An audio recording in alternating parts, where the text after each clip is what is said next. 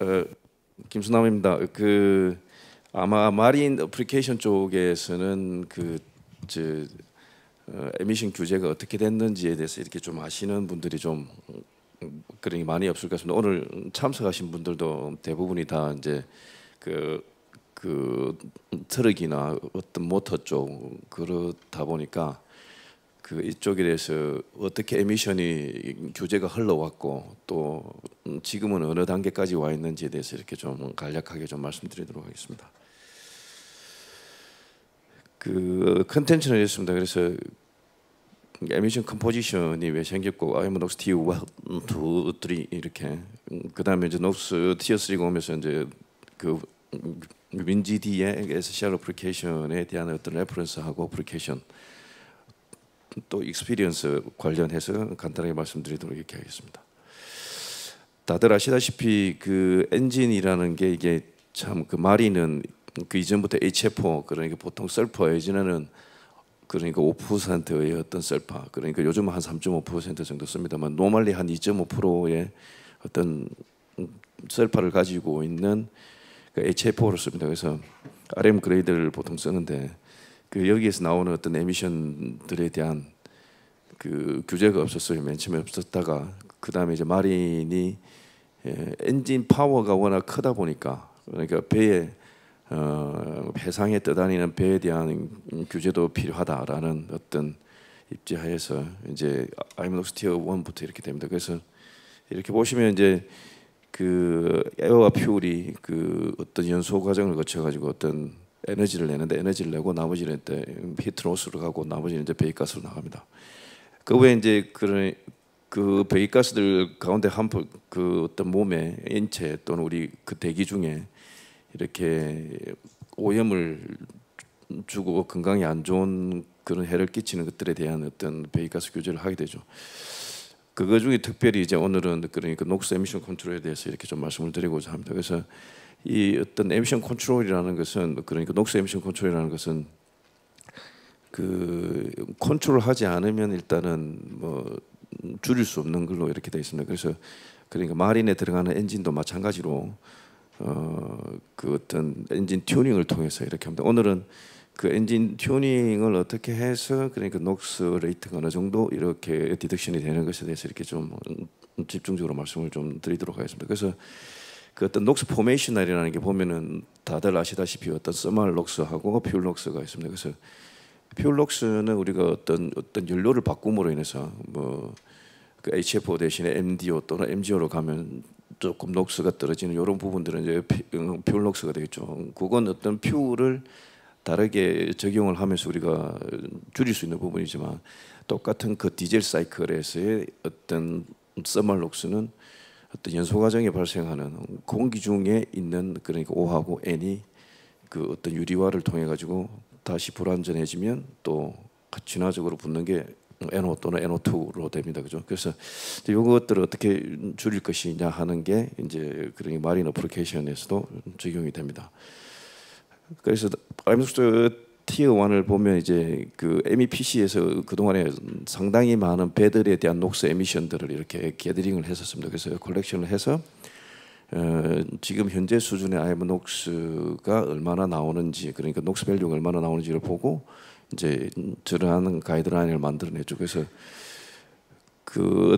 티어 1의 그러니까 녹스 리미테이션은 17g이고 그래서 엔진 로드 그러니까 아마 자동차 쪽에 들어가는 C1이나 이쪽의 어떤 테스트 모드하고 조금 다릅니다. 저희들 같은 경우는 이제 D2나 E2나 E3 사이클을 가지고 하기 때문에 그래서 엔진 로드 25%, 50%, 75%, 100% 통상 D2 같은 경우는 일단 10%가 들어가긴 하지만 이제 좀 그것들은 보통 이제 젠센용 엔진이고 그래서 그걸 통해서 나온 게 일단 17g에 대한 가이드라인이 되겠습니다.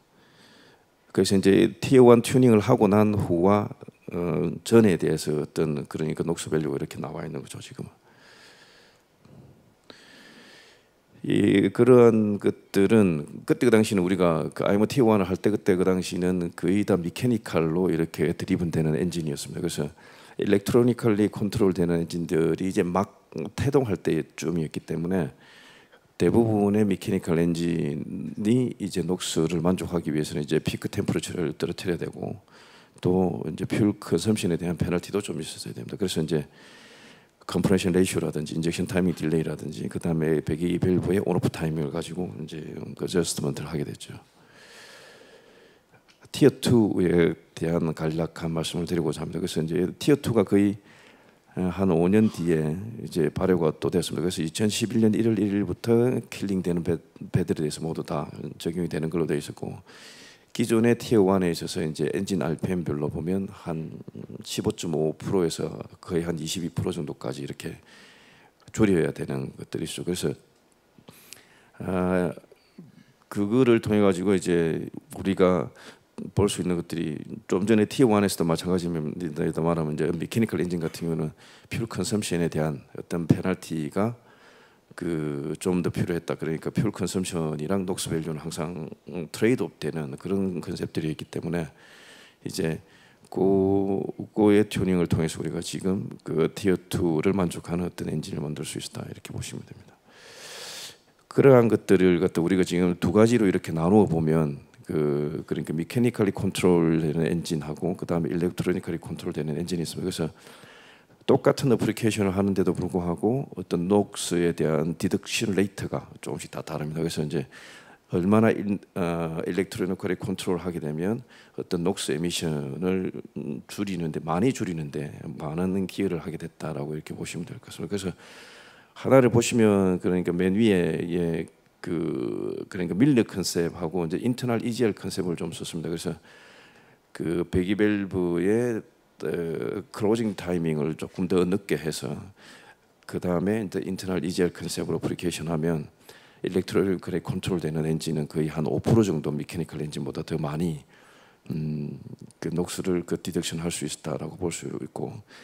그 다음에 이제 인젝션 컨트롤입니다. 퓨얼 인젝션 컨트롤인데 퓨얼 인젝션 컨트롤 같은 경우에는 이제 우리가 미케니컬리 컨트롤되는 엔진은 한 3% 정도, 그런데 이제 일렉트로니컬리 컨트롤되는 엔진은 한 10% 정도 우리가 녹스 디덕션을 가져올 수 있습니다. 이게 이제 어떤 인젝션하는 패턴에 따라서 조금씩 다 다르다 이렇게 보시면 되죠.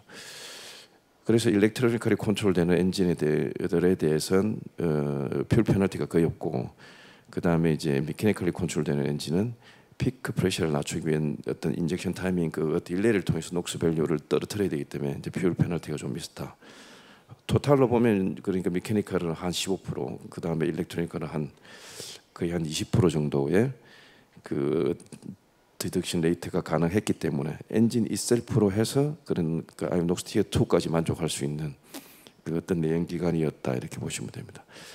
그 티어 2 카운터 메저 중에 이제 하나씩 나오는 것들이 있습니다. 그래서 간략하게만 말씀을 드리면 그 어떤 시퀀셜 인젝션이라는 게 있죠. 그래서 그 기통에 한 기통에 보면 인젝션 밸브가 일단 3개씩 있습니다. 그래서 이제 그 어떤 3개씩의 인젝션 되는 타임 인터벌을 조금씩 주는 거죠.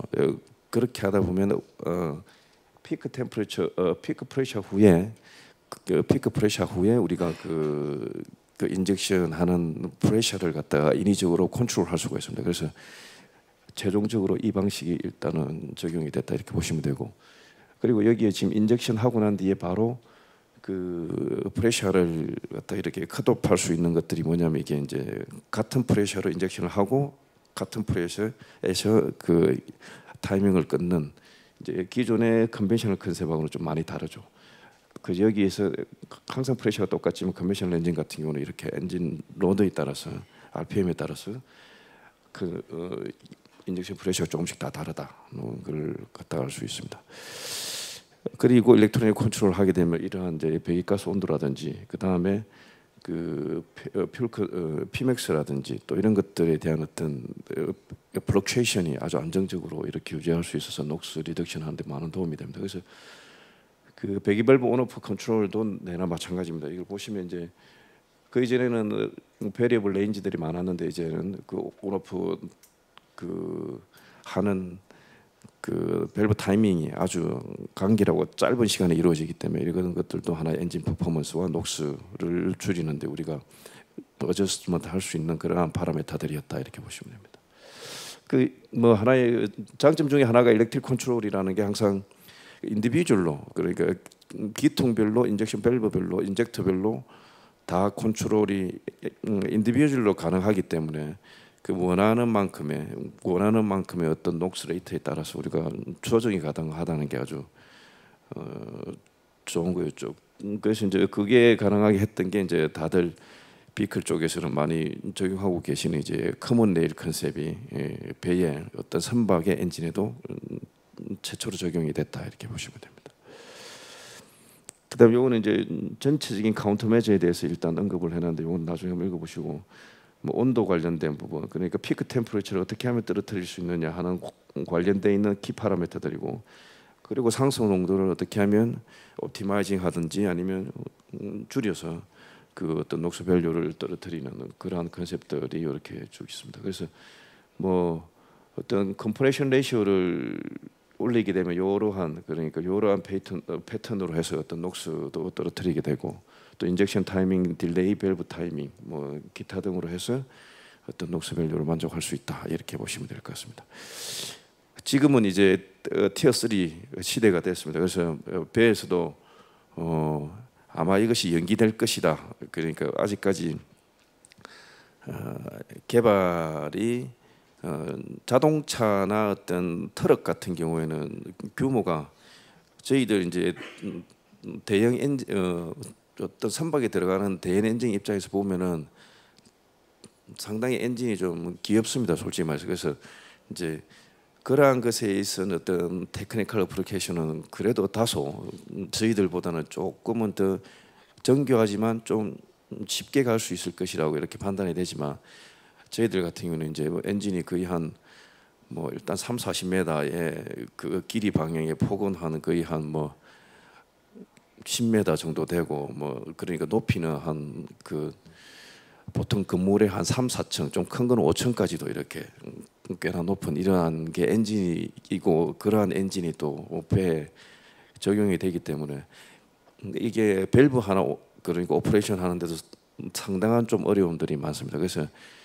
그러한 기술들을 개발하는데 종사하시는 분들에 대한 노고가 상당히 그 크고 감사하다라는 말씀을 막 드립니다. 왜냐하면 이제는 어느 정도 많이 안정화가 돼서 이제 모든 게 다 정상적으로 티어 3의 어떤 시대를 갖다 열어가고 있다 이렇게 보시면 될 것 같습니다. 그래서 그 리미테이션은 아까 그 트럭 쪽에 보니까 그 어떤 스테이지 5가 그러니까 녹스 밸류가 3.5g 이렇게 돼 있는데 그러니까 내경 기관에서 일단 벌써 그 어떤 박용 엔진에는 이미 3.4g을 적용을 해야 됩니다. 아 이거 지금 미스테이크 타이핑 에러가 좀 샀습니다. 그래서 3.4g을 만족해야 하는 이제 그런 걸로 돼 있죠. 그래서 이제 RPM이 높으면 높을수록 거의 한 뭐 1.8에서 2g 정도의 수준으로 이렇게 지금 현재 녹스 에미션이 되어 있습니다. 그래서 T1 대비를 하면 거의 한 80% 정도 녹스 디덕션이 됩니다. 그래서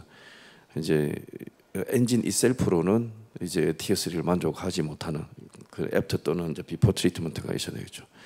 그거 중에 하나가 이제 EGR이고 또 하나는 이제 마켓에 지금 현재 범용이 되어 있는 게 메서시알입니다. 그래서 2011년 이전에 이러한 패턴으로 갔다라고 하면 이제 2016년에는 이러한 패턴으로 오지 않겠느냐 이렇게 봅니다. 그래서 이제 녹스가 많이 나오는 쪽에서 이제 SCR로 인해서 이제 그만큼 녹스를 떨어뜨릴 수 있다 이렇게 봅니다. 뭐 이거는 지금 현재는 녹스 레귤레이션 에어리어가 그 뒷장부터 보시면은 그러니까 네카 지역이라 해서 그러니까 미국 연안에만 적용을 하고 있습니다. 그래서 이제 코스트 라인에서 거의 한 200 그런 노티컬 마일 이렇게 그쪽 지역에만 되고 하와이 지역하고 그 다음에 그 들어가는 인랜드 쪽에 이렇게 지금 현재 이제 네카 지역 녹스 에미션 컨트롤 에어리어다 이렇게 해서 네카 지역만 됩니다. 대양은 아직까지 티어 3를 안 하고 있습니다. 그래서 이제 대양은 티어 2고 그리고 이제 지역별로만 티어 3다. 그러니까 지금 현재 녹스 에미션 컨트롤 에어리어는 요것만 있고 이렇게 보시면 이제 이 발틱하고 북극해 그러니까 노르시하고 발틱 시 같은 경우는 일단 속스 에미션 컨트롤 에어리어가 됩니다. 그래서 그러니까 0.1%의 어떤 셀파 콘텐츠를 써야 되는데 뭐 잠정적으로는 아직까지는 0.5%를 적용을 해도 된다 하고 지금 EU에서는 액셉트를 하고 있습니다. 그리고 노르웨이에는 텍스를 이렇게 깎아줍니다. 그래서 이제 TS, SCR이나 EGR이나 이런 것들을 넣으면 그러니까 녹스 텍스를 좀 깎아줍니다. 그래서 그다지 많은 돈은 아닌데 그래도 좀 깎아주기도 합니다. 그래서 추후에는 이제 이런 지역 지중해 우리나라, 일본, 오스트레일리아 뭐 이런 식으로 해서 이제 좀 더 강화될 것 같은데 이제 곧 MEPC 커미티를 통해서 이슈한 데가 지금 현재 이제 유럽입니다. EU에서는 이제 발틱하고 노르시를 2021년 1월 1일부로 해서 그러니까 녹스 에미션 컨트롤을 하겠다는 이야기입니다. 그래서 앞으로 3년 뒤의 이야기이기 때문에 곧 아마 발주되는 그런 배들 프래그 스테이트가 있는 배들에 있어서는 이제 요 두 지역을 왔다 갔다 하는 배들은 어떤 선박들은 다 티어 3 에미션 컨트롤 에어리를 만족해야 된다 이렇게 되어 있죠. 이제 물동량들이 거의 다 이쪽하고 이쪽이기 때문에 그러니까 뉴 빌딩 프로젝트에 있어서 녹스 에미션의 티어 3는 무조건 만족돼야 된다 이렇게 보시면 됩니다. SCR입니다. SCR은 우리가 이제 티어 3를 만족할 수 있는 것 중에 당사에서의 어떤 프로모션 지금 HPSCR과 LPSCR이 있습니다. 그래서 아주 이게 지금 큰 엔진에 이거 리액터도 엄청나게 큰 것들입니다. 그래서 HPSCR은 비포 터바인에 그러니까 리액터가 이렇게 현지되어 있고 그 반응할 수 있는 온도가 일단 MDO 같은 경우는 DM 그레이드 같은 경우 310도, 그 다음에 RM 그레이드 같은 경우 340도를 요구하고 있고 이건 지금 LPSC라는데 이제 투 터보 차저 이상일 경우에는 아주 어레인지가 용이하게 되어 있습니다. 그래서 그 카탈리스트는 좋은 카탈리스트 그러니까 220도, 230도 정도의 이제 리퀘어먼트가 있습니다. 그래서 아마 배에 들어가는 엔진룸을 조금 이따 보실 건데 그건 나중에 좀 보기로 하고 일단 SCR 솔루션이 하나 두 개 있습니다. 그래서 이게 지금 두산 엔진 솔루션이고 이게 지금 현대 엔진 솔루션입니다. 그래서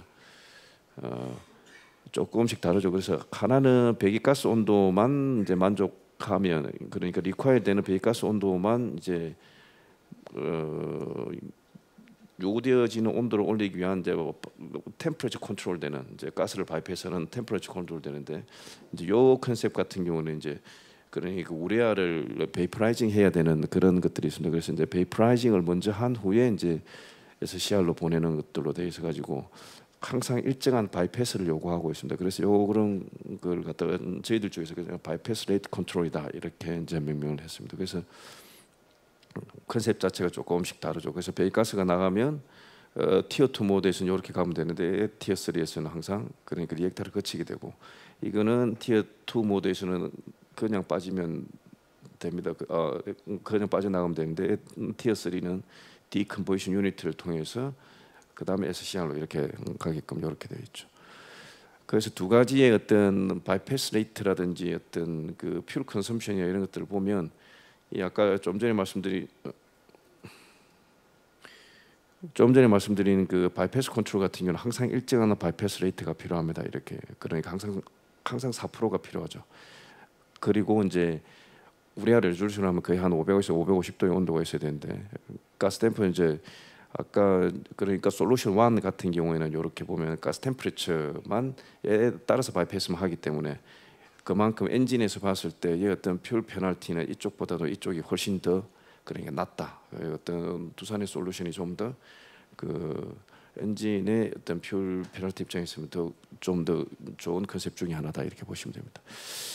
그 다음에 이제 우리가 그 배기가스 온도를 올리는 방법 중에 하나로 우리가 지금 어그지리리 블로어 그러니까 블로어를 씁니다. 그래서 이제 블로어 베리어블 컨트롤 프리퀀시 컨트롤을 위해서 VFC라는 이름을 쓰기도 하는데 그래서 이제 배기가스 온도를 올리기 위해서 바이패스를 그 이전에는 이제 그 티어 2 같은 경우 이런 컨셉으로 했지만 이렇게 이제 블로어에 대한 그 어떤 스피드 컨트롤 그러니까 티어 2 같은 경우는 풀로드를 거의 다 어떤 스피드 이 프리커시를 거의 다 썼죠.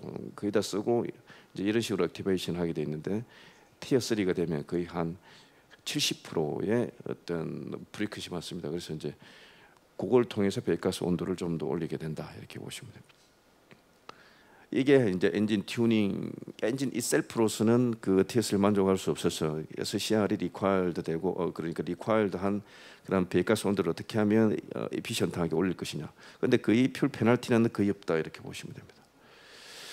이게 이제 HPSCR의 투 터보 차저인 경우의 어플리케이션입니다. 그래서 이제 보통 요게 이제 VLCC 선박 배 길이가 한 340m 정도 되는 그에 이제 들어가는 엔진입니다. 그래서 이렇게 투 터보 차저는 이제 미러 컨셉으로 해서 크로스 커넥션을 하나 두고 SCR 인 됐다가 아웃이 되면 이렇게 빠져나가서 터보 차저로 빠져나가게 되죠.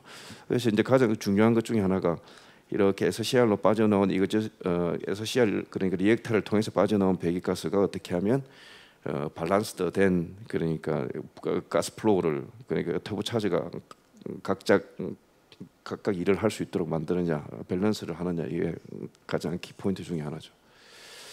그다음에 세계는 또 이렇게 뭐 렌지를 할 수 있습니다만 일단은 뭐 3 터보 차저 어레인지먼트는 일단은 컨셉 중에만 있다 이렇게 보시면 할 거예요.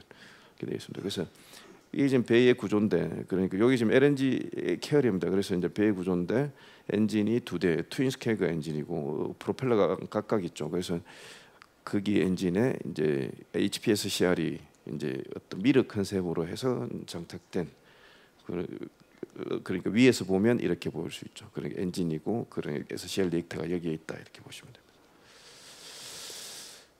그리고 LPSCR 관련된 내용입니다. 그래서 이제 LPSCR도 보면 그 어떤 리액터 디멘전이 엔진 킬로와트에 따라 가지고 이렇게 그러니까 리액터 사이즈가 벌써 한 5.8m, 벌써 6m. 이제 지금은 좀 더 옵티마이제이션 돼 가지고 조금 더 줄어든 걸로 알고 있는데 거기에 대한 어떤 리액터에 대한 무게만 하더라도 뭐 7톤, 한 10톤, 그다음에 일단 3만 킬로와트면 18톤 이렇게 정도로 나오고 있습니다. 그래서 어떤 암모니아 슬립이라든지 어떤 우리아 컴포지션 컨섬션이라든지 이런 것들은 아마 자동차에서 보시는 것보다 훨씬 더 큰 어떤 소모량을 갖고 있다 이렇게 보시면 될 것 같습니다. 그리고 HPSCR과 LPSCR의 장단점이 있는데 그 LPSCR은 항상 우리가 엔진 룸 어레인지가 가장 중요한데 그 엔진 룸 어레인지의 어떤 영향을 거의 아예 안 미칩니다. 그래서 이제 그러한 컨셉을 원하는 이제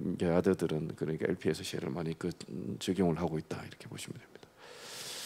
그 어떤 스프라이어들입니다. 그래서 그 우리나라하고 일본하고 중국에 지금 각각의 스프라이어 SCR 스프라이 공급하는 어떤 개발해서 공급하는 데가 이렇게 있습니다. 그래서 일본 그리고 우리나라 그리고 중국 이런 식으로 되어 있습니다. 그래서 아마 세븐일레븐이 LPSCR을 만들고 있다 이렇게 보시면 됩니다. 이게 지금 현재 레퍼런스 컨디션입니다. 그래서 HPSCR이 장착된 엔진이고 이게 지금 LPSCR이 들어있는 그 두산의 엔진 공장입니다. 그래서 그 HPSCR과 LPSCR 이렇게 보시면 그러니까 가장 큰 게 지금 이제 10X92에 LPSCR이 들어가는 걸로 되어 있습니다. 그래서 그 HPSCR이나 LPSCR이 이제 거의 이제 마린 어플리케이션에서도 거의 그러니까 레퍼런스 레코더가 이렇게 모여지고 있다 이렇게 보시면 됩니다. 거의 이제 컨셉 자체는 거의 뭐 어플리케이션 하는 반반 정도 이루어지고 있다 이렇게 보시면 됩니다. 그다음 서비스가 되겠습니다. 그래서 이제 58T가 이미 배에 장착이 돼서 이렇게 장착이 돼서 일단 그 요배에 지금 이 SCR이 장착이 됐습니다. 그래서 그런 어떤 레퍼런스들을 이렇게 보면 그 터바인 쪽에 들어가는 파이프의 어떤 스포트가 필이 좀 필요한 어떤 바이브레이션 문제로 해서 좀 필요하고 또 가스포스가 많이 그러니까 HPSCR이 이제 프레셔가 조금 높다 보니까 가스포스가 많이 고려돼야 되는 부분이다. 또 카탈리스트의 어떤 토러런스가 없어야 되니까 이런 것들에 대한 어떤 실링들 이런 것들을 하고 있고 또 일단 오퍼레이팅 아워가 SCR로 해서 지금 한 4,000시간 정도 그 HFO 2.5% 슬파로 해서 운전을 했는데 아무런 문제가 없다 뭐 이런 이야기들입니다. 그다음에 요 이제 밸브 그러니까 다이아미터가 거의 한 뭐 800mm 뭐 이 정도 됩니다. 900mm, 1000, 1100 뭐 이 정도로 나오는데 이거에 대한 어떤 버터플라이 밸브가 안에 있습니다. 그래서 이 밸브를 열고 닫는데 그 이러한 어떤 액추에이터 밸브가 있어야 됩니다. 그래서 이게 지금 좀 억수로 그러니까 무겁고 해서 그러니까 바이브레이션 문제에 조금 영향이 있어서 그래서 요거를 좀 더 가벼운 걸로 지금 현재 좀 디자인을 하고 있는 그런 상태에 있습니다. 그다음에 HF 2.5%로 해서 일단 ABS가 이게 지금 보일러 쪽에서 이제 발생이 됐습니다. 그러니까 SCR 쪽에서는 거의 발생이 안 됐는데 그래서 보일러 쪽에서 발생이 돼서 이거를 갖다가 그대로 있다가 티어 3 오퍼레이션을 하고 난 후에 그 다음에 티어 2로 오게 되면 이게 그게 지금 그 SCR 오퍼레이션을 안 하죠.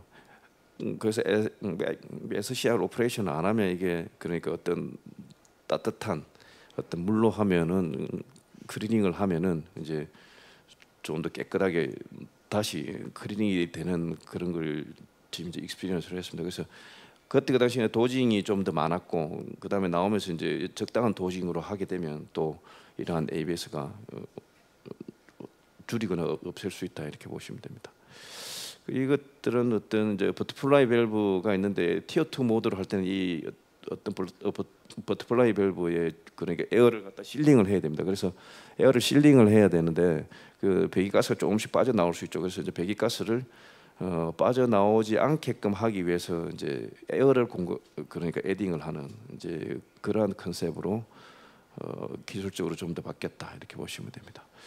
이 같은 경우는 이제 배기가스 온도인데 여기 지금 엔진 룸이 상당히 그러니까 밀집되어 있고 또 이제 공기의 흐름이 아주 안 좋습니다. 그래서 어떤 서큘레이션이 안 좋다 보니까 이게 항상 고온의 상태로 있으니까 어떤 일렉트릭 이퀴프먼트라든지 컴포넌트 어떤 수트 블로잉, 밸브의 오작동 이런 것들이 좀 일어납니다. 그래서 앞으로 이 어떤 에어 서큘레이션에 대한 어떤 부분도 그 SCR 오퍼레이션 하는 데 있어서 그 인저 중에 하나다.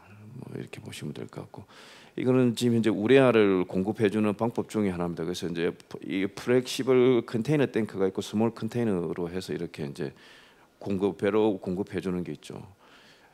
그래서 이게 그러니까 1루배짜리 그 1루배짜리 탱크인데 그래서 우리가 이렇게 경험을 해보니까 이 탱크를 올리면 그러니까 이게 커넥션했다가 디스커넥션했다가 이러한 것들을 계속적으로 반복적으로 해하면은 조금 우레아가 그 어떤 멜펑션이나 조금 셀 수 있는 부분도 있고 이래서 조금 위험한 걸로 이렇게 봅니다. 그래서 그 어떤 로딩을 하는데 뭐 플렉시블 탱크로 해서 이렇게 공급을 해 주는 게 오히려 더 좋은 솔루션으로 우리가 지금 현재는 보고 있습니다.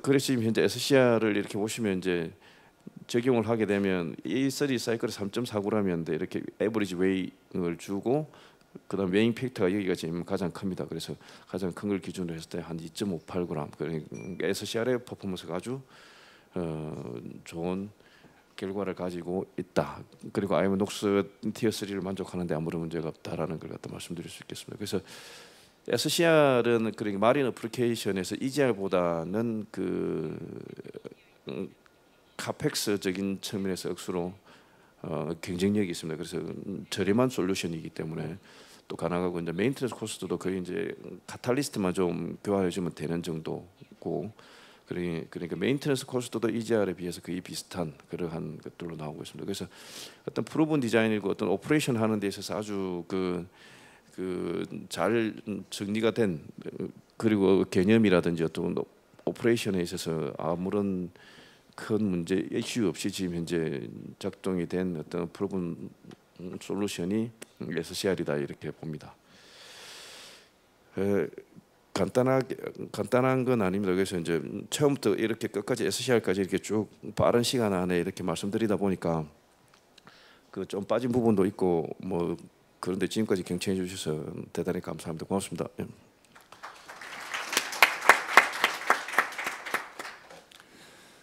Thank you, Mr. Kim. Very interesting to see how this emissions control issue is handled on such big engines. A very diverse range of approaches that you presented. We have time for one or two questions before we move on. So, do you have any? If you have any questions, please raise your hands, and we'll get a microphone over to you. Can I start with a question? Oh, we have one on the left-hand side. Thank you.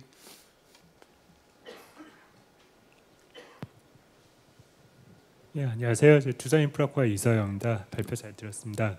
그 아까 그 발틱하고 북해 쪽은 21년에 이제 녹스 에어리어 들어갈 예정이다라고 말씀해 주셨는데 그 호주나 우리나라 그다음에 일본 쪽에 대해서 혹시 예상하고 있는 시점이 있으신지. 이게 그냥 뭐 그러니까 내가 하겠다, 오스트레일리아에서 하겠다, 우리나라에서 하겠다라고 해서 이게 이제 바로 되는 건 아니거든요. 그래서 보통 프로포즈를 하고 난 뒤에 이제 보통 5년 뒤에 이제 정상적인 프로세스에 의해서 하면 이제 보통 5년 정도 걸린다 이렇게 봅니다. 그래서 이것도 지금 발틱도 2021년에 한다라고 말씀드리는 건 뭐냐면 2016년에 프로포즈를 한 거예요. 그래서 프로포즈를 해서 절차를 밟아가고 어떤 프로세스에 의해서 마지막으로 이제 어답테이션이 되면 2021년 1월 1일인데 아직 우리나라, 호주 이런 데는 아직 그 어플리케이션 할 마음이 없는 모양입니다. 아직까지는. 근데 가장 가능성이 높은 게 호주 쪽에서는 이미 검토를 좀 하고 있다라는 이야기고. 그 호주로 가는 어떤 선박들이 대부분이 보면 이제 벌크들이 많습니다. 그래서 이제 벌크 베셀들이 많은데 벌크를 실는 배들에 대한 오염도, 그러니까 어떤 스모크라든지 어떤 녹스 에미션이라든지 이런 것들에 대한 관심도가 티어 3 존이 아니지만 어떤 지역에서 상당히 높습니다. 그래서 티어 3 에어리어가 아니고 그 배가 티어 2 존의 배인데도 불구하고 티어 3를 장착해서 이제 배를 운항하는 선사들이 많습니다. 그 이유는 거기에 있는 어떤 국민들이나 어떤 시민들한테 나쁜 인상을 주지 않기 위해서 티어 3 어플라이언스를 어플리케이션을 해서 적용하는 그런 선박들도 많은데, 이미 아마 뭐 법적으로는 안 됐다 하더라도 어떤 선사의 어떤 비즈니스나 어떤 인바이러먼트에 대한 어떤 생각들이 다른 것보다는 좀 더 많이 좀 크다라고 이렇게 보시면 이미 뭐 적용을 하고 있다라고 보셔도 뭐 과언은 아닌 듯합니다. 예. Can you just summarize for us? Is there anywhere currently where Tier 3 NOx requirements are in place? Is that the North American emissions control area, or which will be the first region to require the use of Tier 3 NOx control? At the moment, the Tier 3 area is designated in the North America. Yeah, this is in Only place. at the moment, yes, Okay. and also the area is very narrow at the moment, yeah? And also the area is 200 nautical miles from the coastline of the ECA area, Yes. American area. The other is to be in Tier 2. That's a totally different one, but that's a reasonable application on this one, because and in order to protect our health of a human being is very important in there. Due to this, a certain limited area is very important on the marine application at the moment. Yeah. So vessels that are sailing from Asia, say to USA, Yes, say Los Angeles, they have to comply with the low NOx requirements. that's right. Yes, 200 miles. Tier 2 and Tier 3 as well. Okay.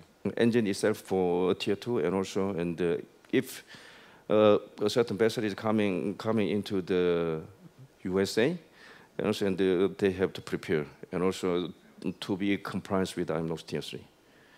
Before coming into USA and for a facility, for example, SCR is to be ready for the running of the engine based on Tier 3. It means that a certain gas temperature is to be increased, and also the catalyst and catalyst reaction temperature is to be required at the SCR maker. And those kind of tunings are to be ready before coming into the ECA area. Yes, that's a regulation by MEPC at the moment. Yeah. And that's only for vessels which were built after 2016. That's right. Yeah. Already, and coming in force for the Tier 3 for the all vessels.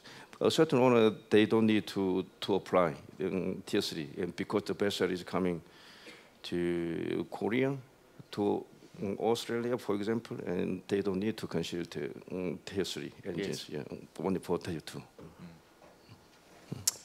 Any final questions before we take a break? Any final questions? Okay, so thank you again, Mr. Kim. Very interesting. Thank you very much.